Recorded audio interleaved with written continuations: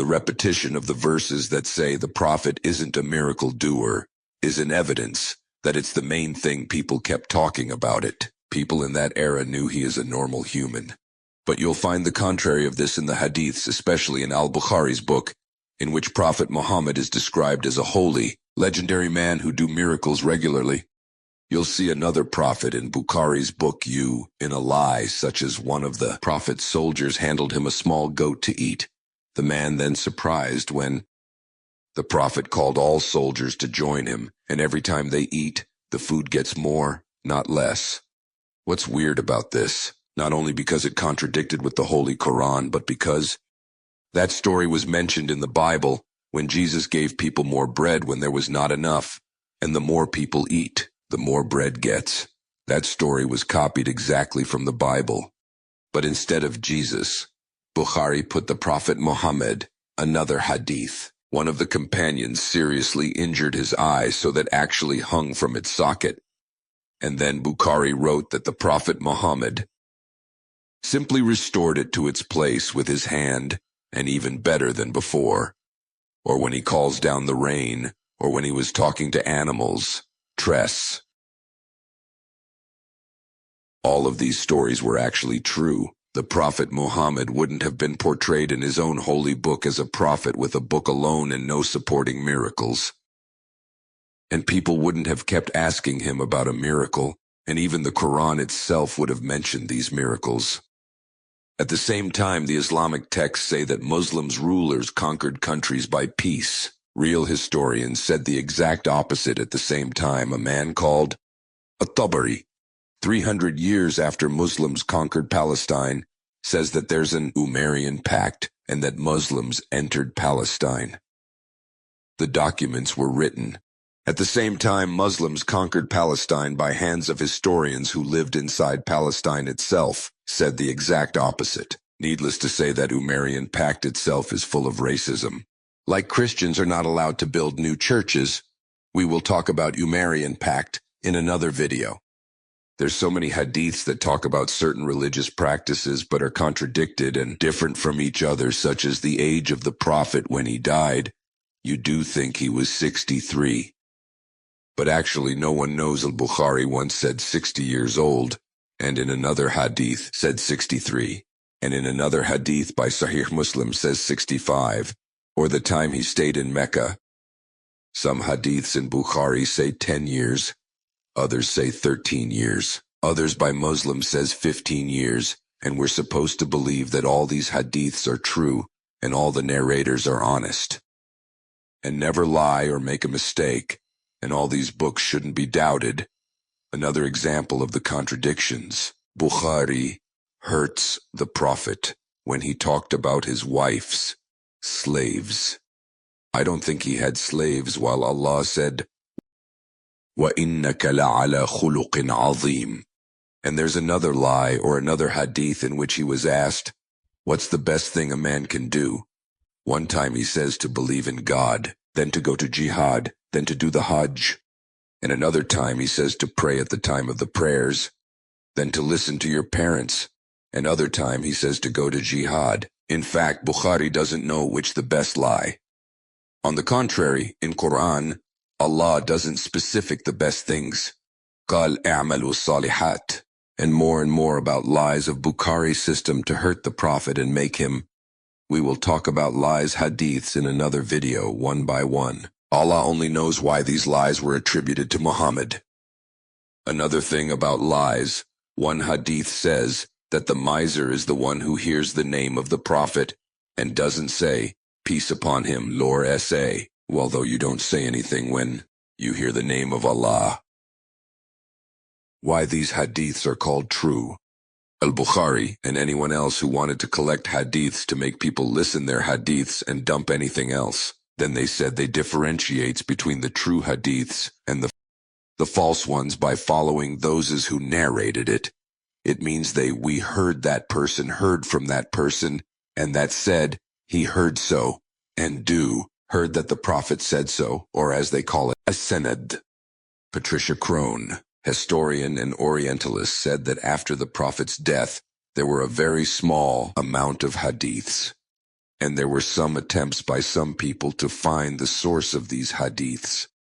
And despite that, those people close to find the time of the death of the Prophet, they couldn't know the chain of narrators till the person who listened to the hadith from Muhammad sallallahu alaihi wasallam. Despite the short time between them and the time of the Prophet's death, they couldn't know the source of these hadiths. So, seeing people after them by 200 years and them saying that they have tons of thousands of hadiths, and they know the chain of narrators to the person who listened to the hadith from the Prophet, that's the most obvious sign that these hadiths are not true and fabricated.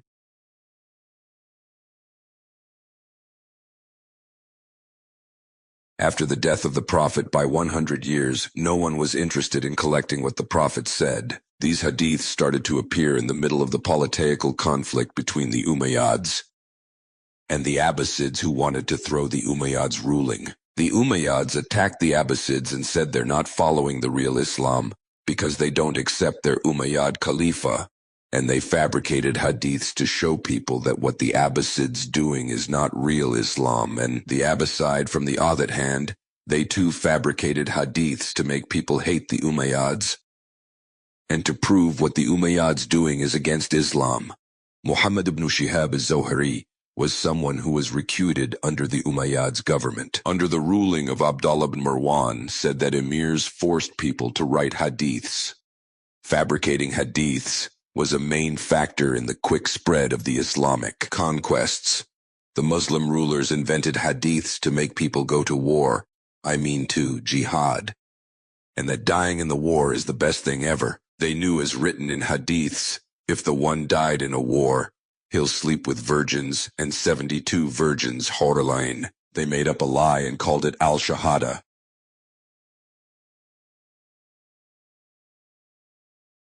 They wrote that the Prophet said the shahada is the best thing a Muslim can do, al-jihad. That's all a big lie was made up and fabricated on the Prophet Muhammad. On one occasion on the Medina siege by Quraysh, after the Prophet ordered people to dig to trench around the city, the Prophet was helping break a rock that was too big for them. So he hit 3 times on a rock, and every time he hits a light comes out from it.